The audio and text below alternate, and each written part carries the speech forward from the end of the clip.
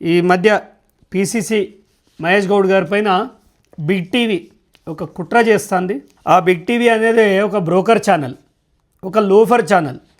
నేను నిన్ననే చెప్పిన, మా గౌడ జాతి నుంచి ఎవరైనా బిడ్డ కొంచెం ఎదుగుతుండంటే అని దొంగను, లంగను, డెకాయిటీని, రేపిస్ట్ని, కిడ్నాపర్ని అన్నీ చేస్తారు. ఇవాళ అందరు అయిపోయారు అనుకున్నాం. మహేష్ గౌడ్ గారు అద్భుతంగా పనిచేస్తారు. ఎవరినైనా పార్టీలకు అతీతంగా సంస్కారంగా పిలిచి పలకరిస్తాడు ఆయన.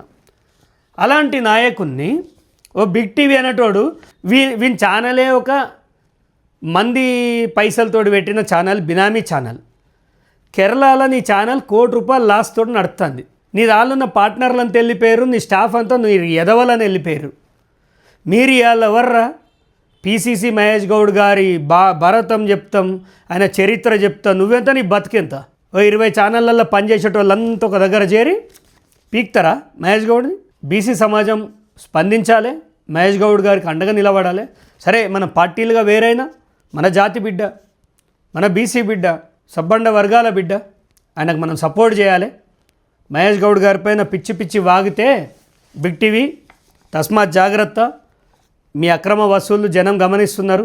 నీ ఛానల్ ఏందో తెలుసు, అదొక ఛానల్. దాంట్లో కిసిక్ టాక్స్ అని పెడతాడు వాడు, మిడ్ నైట్ మసాలా అని పెట్టు, సిగ్గు శరం ఉంటే. అదొక వార్తా ఛానలు. మీరు మహేష్ గౌడ్ గారి గురించి మాట్లాడుతున్నారు. ఏమే పొన్నం ప్రభాకర్, నీకు నోరు పడిపోయిందా?